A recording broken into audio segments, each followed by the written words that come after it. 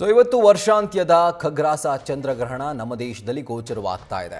ಈ ವರ್ಷದ ಎರಡನೆಯ ಮತ್ತು ಕೊನೆಯ ಚಂದ್ರಗ್ರಹಣ ಇದಾಗಿದೆ. ಇದು ಶುರುವಾಗ್ತಾ ಇರೋದು ರಾತ್ರಿ 9:58 ಇದು ಆರಂಭ ಆಗ್ತಾ ಇದೆ. ಇನ್ನು ಈ ಒಂದು ಚಂದ್ರಗ್ರಹಣದ ವಿಶೇಷತೆ ಏನು ಅಂತಂದ್ರೆ ಬರಿಗಣ್ಣಿಂದ ಇದನ್ನ ನೋಡಬಹುದು. ಬ್ಲಡ್ ಮೂನ್ ಅಂತ ಏನು ಕರಿತೀವಿ ಇವತ್ತಿನ ಗ್ರಹಣದ ಕಾಲದಲ್ಲಿ ಇದನ್ನ ಬರಿಗಣ್ಣಿಂದ ನೋಡಬಹುದಾಗಿದೆ. ಸುಮಾರು 3:29 ಕಾಲ ಸುದೀರ್ಘವಾದಂತಹ ಚಂದ್ರಗ್ರಹಣ ಇದು.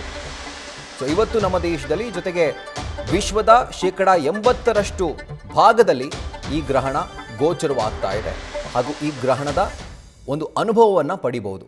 ಅದೇ ರೀತಿಯಾಗಿ ಒಂದು ಕಡೆ ಸೈಂಟಿಫಿಕ್ ರೀಸನ್ಸ್ ಇದ್ದರೆ ಮತ್ತೊಂದು ಕಡೆ ಧಾರ್ಮಿಕ ವಿಧಿವಿಧಾನಗಳು ಕೂಡ ಗ್ರಹಣಕ್ಕೆ ಸಂಬಂಧಪಟ್ಟಂತೆ ಈಗೆಲ್ಲ ಕಡೆ ನಾವು ನೋಡ್ತಿರುವಂಥದ್ದು. ರಾಜ್ಯದ ಅನೇಕ ದೇಗುಲಗಳಲ್ಲಿ ಈಗಾಗಲೇ ವಿಶೇಷ ಪೂಜಾ ಕೈಂಕರ್ಯಗಳನ್ನ ಕೈಗೊಳ್ಳಲಾಗಿದೆ. ಬಹುತೇಕ ಸಂಜೆ 6 ಗಂಟೆ ಒಳಗಾಗಿ ರಾಜ್ಯದ ಬಹುತೇಕ ದೇಗುಲಗಳು ಬಂದ್ ಆಗ್ತಾ ಇದೆ. ಯಾಕೆ ಅಂತಂದರೆ ಗ್ರಹಣದ ಒಂದು ಕಾಲ ಏನು ಶುರುವಾಗ್ತಾ ಇದೆ ರಾತ್ರಿ 9:58 ಅದನ್ನು ಸರಿಸುಮಾರು 10 ಗಂಟೆ ಅಂತ ಹೇಳ್ಬೋದು.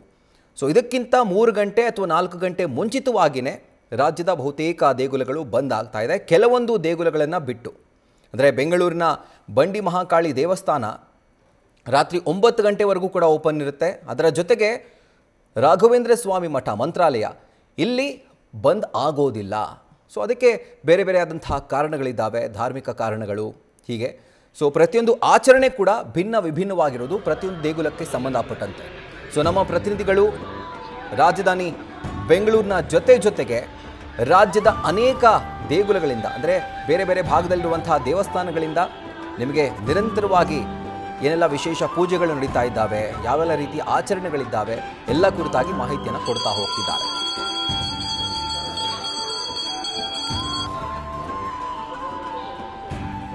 ಆಗಲೇ ಹೇಳಿದ ಹಾಗೆ ನಮ್ಮ ಪ್ರತಿನಿಧಿಗಳು ರಾಜ್ಯದ ವಿವಿಧ ಭಾಗದಲ್ಲಿ ಅಲ್ಲಿರುವಂತಹ ಸುಪ್ರಸಿದ್ಧ ಕ್ಷೇತ್ರದಲ್ಲಿ ದೇವಸ್ಥಾನಗಳಲ್ಲಿ ಅಲ್ಲಿ ನಿಂತುಕೊಂಡು ನಿಮಗೆ ಸುದೀರ್ಘವಾದಂಥ ಒಂದು ಮಾಹಿತಿಯನ್ನು ಕೊಡಲಿಕ್ಕೆ ಅಲ್ಲಿ ಯಾವ ರೀತಿಯಾದಂಥ ಒಂದು ಆಚರಣೆ ಇದೆ ಎಲ್ಲದರ ಕುರಿತಾಗಿ ಒಂದು ಅಪ್ಡೇಟ್ಸನ್ನು ಕೊಡ್ತಾ ಹೋಗ್ತಾರೆ. ಮೊದಲನೇದಾಗಿ ದಾವಣಗೆರೆಯಿಂದ ನಮ್ಮ ಪ್ರತಿನಿಧಿ ಮಹಾದೇವ್, ನಂತರ ಹುಬ್ಬಳ್ಳಿಯಿಂದ ವಿನೋದ್, ನಮ್ಮ ಬೆಂಗಳೂರಿನ ಬನಶಂಕರಿ ದೇವಸ್ಥಾನದಿಂದ ಗಣಪತಿ, ವಿಜಯನಗರದ ಹಂಪಿಯಿಂದ ಶಿವಾನಂದ್, ಜೊತೆಗೆ ಬೆಂಗಳೂರಿನಲ್ಲಿ ಚಂದ್ರಶೇಖರ್, ಮಂಡ್ಯದಿಂದ ನಂದೀಶ್, ಮೈಸೂರಿನಿಂದ ರವಿ ಪಾಂಡವಪುರ, ಜೊತೆಗೆ ಗವಿಗಂಗಾಧರೇಶ್ವರ ದೇಗುಲದಿಂದ ನಮ್ಮ ಪ್ರತಿನಿಧಿ ಭರತ್.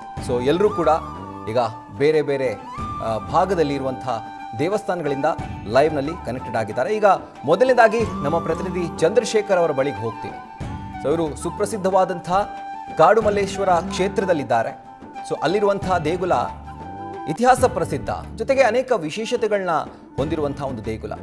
ಅದರ ಜೊತೆಗೆ ಚಂದ್ರಗ್ರಹಣ ಆಗಿರೋದ್ರಿಂದ ಚಂದ್ರನನ್ನೇ ತನ್ನ ಶಿರದ ಮೇಲೆ ಧರಿಸಿರುವಂತಹ ಶಿವನ ಕ್ಷೇತ್ರ ಇದು. ಹೀಗಾಗಿ ಅವ್ರನ್ನ ಮಾತನಾಡಿಸ್ತಾ ಹೋಗ್ತೀನಿ. ಎಸ್ ಚಂದ್ರಶೇಖರ್, ಈಗ ಬೆಳಗ್ಗೆ 9 ಗಂಟೆ ಆಗ್ತಾ ಇದೆ. ಅದರ ಜೊತೆಗೆ ಇನ್ನು ಕೇವಲ 12 ಗಂಟೆ ಅಷ್ಟೇ ಬಾಕಿ ಇರೋದು ದೇವಸ್ಥಾನ ಬಂದಾಗಲಿಕ್ಕೆ ಕಂಪ್ಲೀಟ್ ಆಗಿ. ಈಗ ಸದ್ಯಕ್ಕೆ ಯಾವ ರೀತಿಯಾದಂಥ ಒಂದು ಪೂಜೆ ಅಲ್ಲಿ ನಡೀತಾ ಇದೆ, ವಿಶೇಷ ಪೂಜೆಗಳನ್ನ ಏನು ಕೈಗೊಂಡಿದ್ದಾರೆ, ಹಾಗೂ ಈ ಒಂದು ಗ್ರಹಣದ ಸಂದರ್ಭದಲ್ಲಿ ಯಾವ ರೀತಿಯಾಗಿ ಒಂದು ಭಕ್ತರು ಪಾಲನೆ ಮಾಡಬೇಕು ಅದರ ಕುರಿತಾಗಿ ಏನು ಮಾಹಿತಿ ಲಭ್ಯವಾಗ್ತಾ ಇದೆ ಚಂದ್ರಶೇಖರ್? ಖಂಡಿತವಾಗಿಯೂ ರಾಹುಲ್, ಏನು ಈಗಾಗಲೇ ಈ ಹಿಂದೆ ಒಂದು 10-20 ನಿಮಿಷಗಳ ಹಿಂದೆ ನಾನು ಕಾಡು ಮಲ್ಲೇಶ್ವರ ದೇವಸ್ಥಾನದಲ್ಲಿದ್ದೆ. ಅದೇ ರೀತಿಯಲ್ಲಿ ನಾವು ಬೆಂಗಳೂರಿನಾದ್ಯಂತ ಕೂಡ ಕವರ್ ಮಾಡಬೇಕು ಯಾವ್ಯಾವ ದೇವಾಲಯಗಳಲ್ಲಿ ಏನೆಲ್ಲ ಕಾರ್ಯಕ್ರಮಗಳು ನಡೀತಾ ಇದೆ ಗ್ರಹಣದ ಪ್ರಯುಕ್ತ ಅಂತ ಹೇಳಿ ಹಿನ್ನೆಲೆಯಲ್ಲಿ ಈಗ ಸದ್ಯಕ್ಕೆ ನಾನು ಇಸ್ಕಾನ್ ಟೆಂಪಲ್ಗೆ ಬಂದಿರುವಂಥದ್ದು. ಇಸ್ಕಾನ್ ಟೆಂಪಲಲ್ಲಿ ನಾನು ಸದ್ಯ ಇದ್ದೇನೆ. ಈಗ ನಾನು ನಿಮಗೆ ತೋರಿಸ್ತಾ ಹೋಗ್ತೇನೆ. ಇಲ್ಲಿ ಭಕ್ತರು ಸಂಡೆ ಆದರೂ ಕೂಡ ಯಾವುದೇ ರೀತಿಯಾದಂತಹ ಒಂದು ಏನು ಅಡಚಣೆ ಇಲ್ಲದೆ ತಮ್ಮ ಪಾಡಿಗೆ ತಾವು ಬಂದು ದೇವರ ದರ್ಶನವನ್ನು ಮಾಡ್ಕೊಳ್ತಾ ಇರುವಂತಹ ದೃಶ್ಯಾವಳಿಗಳಲ್ಲಿ ಕಾಮನ್ ಆಗಿದೆ. ಇನ್ನು ಇಸ್ಕಾನ್ ಆಡಳಿತ ಮಂಡಳಿ ಏನಿದೆ, ಈ ಒಂದು ಇಸ್ಕಾನ್ ಆಡಳಿತ ಮಂಡಳಿ ಈಗಾಗಲೇ ಗ್ರಹಣಕ್ಕೆ ಸಂಬಂಧಪಟ್ಟಂತೆ ಸಕಲ ಒಂದು ತಯಾರಿಗಳನ್ನು ಮಾಡಿಕೊಂಡಿರುವಂತಹದ್ದು. ನಿನ್ನೆಯ ಒಂದು ಶಾಂತಿ ಮಾಡುವಂತಹ ಒಂದು ಹೋಮವನ್ನು ಮಾಡಿದ್ದಾರೆ. ಅಂದರೆ ವಿಷ್ಣು ಆಗಿರ್ಬೋದು, ಮತ್ತು ಜೊತೆಗೆ ನರಸಿಂಹಸ್ವಾಮಿ ಆಗಿರ್ಬೋದು, ಅಥವಾ ವೆಂಕಟರಮಣ ಸ್ವಾಮಿ ಆಗಿರ್ಬೋದು, ಅಥವಾ ಶ್ರೀಕೃಷ್ಣನ ಆಗಿರ್ಬೋದು, ಈ ಎಲ್ಲ ದೇವರುಗಳಿಗೆ ಸಂಬಂಧಪಟ್ಟಂತೆ ಒಂದು ಶಾಂತಿ ಹೋಮವನ್ನು ಮಾಡಿಕೊಂಡಿದ್ದಾರೆ. ಅದಾದ ನಂತರ ಏನು ಆ ಒಂದು ಶಾಂತಿ ಹೋಮಕ್ಕೂ ಮುನ್ನ ಒಂದು ಏನು ಇಡೀ ದೇವಾಲಯವನ್ನು ಸ್ವಚ್ಛಗೊಳಿಸಲಾಗುತ್ತೆ. ಅದಾದ ನಂತರ ಈಗ ಸದ್ಯಕ್ಕೆ ಇಂದು 8:28 ಕೂಡ ಈ ಒಂದು ದೇವಾಲಯ ಓಪನ್ ಆಗಿರುತ್ತೆ. ಅದಾದ ನಂತರ ಏನು ಸೂತಕದ ಹಿನ್ನೆಲೆಯಲ್ಲಿ ಅಂದರೆ ಗ್ರಹಣದ ಸೂತಕದ ಹಿನ್ನೆಲೆಯಲ್ಲಿ ಕ್ಲೋಸ್ ಆಗುತ್ತೆ. ಅದಾದ ನಂತರ ಬೆಳಿಗ್ಗೆ ಮತ್ತೆ ಓಪನ್ ಆಗುತ್ತೆ. ಅಂದರೆ ಏನು ಗ್ರಹಣದ ಕಾಲ ಮುಗಿದ ನಂತರ ಬೆಳಿಗ್ಗೆ ನಾರ್ಮಲ್ ಆಗಿ ಓಪನ್ ಆಗದ ನಂತರ ಮತ್ತೆ ಶುಚಿತ್ವ ಮಾಡಿ ಅದಾದ ನಂತರ ದೇವರಿಗೆ ಮತ್ತೊಂದು ಒಂದು ಪವಿತ್ರೋತ್ಸವ ಅಂತ ಮಾಡಿ ಆ ಪವಿತ್ರೋತ್ಸವ ನಡೆದ ನಂತರ ಏನು ಭಕ್ತಾದಿಗಳಿಗೆ ಒಂದು ಅನುಕೂಲ ಮಾಡಿಕೊಡ್ತಾರೆ ದರ್ಶನಕ್ಕೆ ಅಂತ ಹೇಳಿ ಈಗ ನಾವು ಇಸ್ಕಾನ್ ದೇವಾಲಯದ ಆವರಣದಲ್ಲಿ ನೋಡ್ತಾ ಇರ್ಬೋದು. ಭಕ್ತರು ಭಜನೆಗಳಲ್ಲಿ ಪಾಲ್ಗೊಳ್ಳುವಂತಹದ್ದು, ದರ್ಶನಕ್ಕೆ ಬಂದು ಎಲ್ಲ ದರ್ಶನವನ್ನು ಪಡ್ಕೊಳ್ತಾ ಇರುವಂತಹದ್ದು.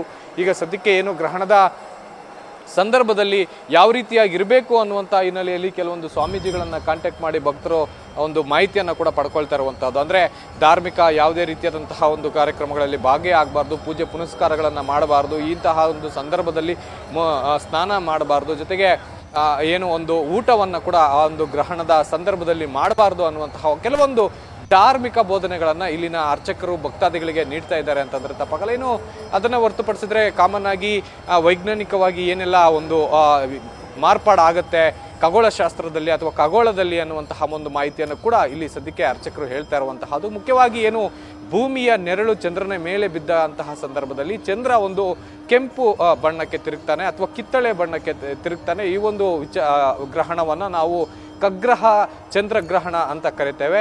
ಹೀಗಾಗಿ ಆ ಒಂದು ಸಂದರ್ಭದಲ್ಲಿ ಪ್ರಕೃತಿಯ ಯಾವುದೇ ರೀತಿಯಾದಂತಹ ವಿಕೋಪಗಳು ಸಂಭವಿಸೋದಿಲ್ಲ. ಇದು ಕಾಮನ್ ಆಗಿರುವಂತಹ ಒಂದು ಪ್ರಕ್ರಿಯೆ ಆಗಿರುತ್ತೆ. ಜೊತೆಗೆ ಇದು ದಶಕದ ಕಾಲಗಳಲ್ಲಿ ಅತಿ ಹೆಚ್ಚು ಸಮಯ ನೋಡಬಲ್ಲಂತಹ ಒಂದು ಗ್ರಹಣ ಆಗುತ್ತೆ ಅಂತ ಹೇಳಿ ಸದ್ಯಕ್ಕೆ ಇಲ್ಲಿನ ಅರ್ಚಕರು ತಿಳಿಸಿರುವಂತಹದ್ದು. Rahul. Right Chandrashekhar, thank you ಡೀಟೇಲ್ಸ್ಗೆ. ಈಗ ನಾನು ಸೀದಾ ಗವಿಗಂಗಾಧರೇಶ್ವರ ದೇಗುಲಕ್ಕೆ ಹೋಗ್ತೀನಿ. ನಮ್ಮ ಪ್ರತಿನಿಧಿ ಭರತ್ ಈಗ ಸದ್ಯಕ್ಕೆ ಅಲ್ಲಿದ್ದಾರೆ. ಸೊ ಭರತ್, ಒಂದು ಖಗೋಳ ವಿದ್ಯಮಾನ, ಆಸ್ಟ್ರೋನಾಮಿಕಲ್ ಫೆನಾಮಿನನ್ ಅಂತ ಹೇಳಿದ ತಕ್ಷಣ ನಮಗೆ ನೆನಪಾಗೋದೆ ಬೆಂಗಳೂರಿಗರಿಗೆ ಗವಿಗಂಗಾಧರೇಶ್ವರ ದೇಗುಲ.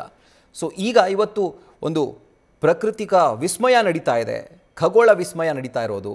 ಸೊ ಯಾವ ರೀತಿ ಆಚರಣೆಯನ್ನು ಅಲ್ಲಿ ಪಾಲಿಸಲಾಗ್ತಾ ಇದೆ, ಜೊತೆಗೆ ಜನ ಯಾವ ರೀತಿ ಮನೆಗಳಲ್ಲಿ ಪೂಜೆ ಅಥವಾ ಬೇರೆ ಬೇರೆ ಆಚರಣೆಯನ್ನು ಯಾವ ರೀತಿ ಮಾಡಬೇಕು ಅಂತ ಅರ್ಚಕರು ಏನು ಹೇಳ್ತಿದ್ದಾರೆ?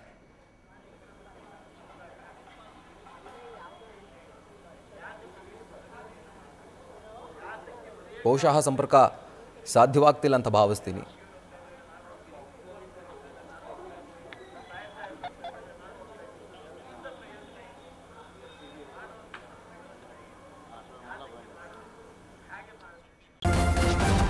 ನ್ಯೂಸ್ ಫಸ್ಟ್, ನಿರ್ಭೀತಿಯಿಂದ ನಿಮ್ಮ ಪರವಾಗಿ.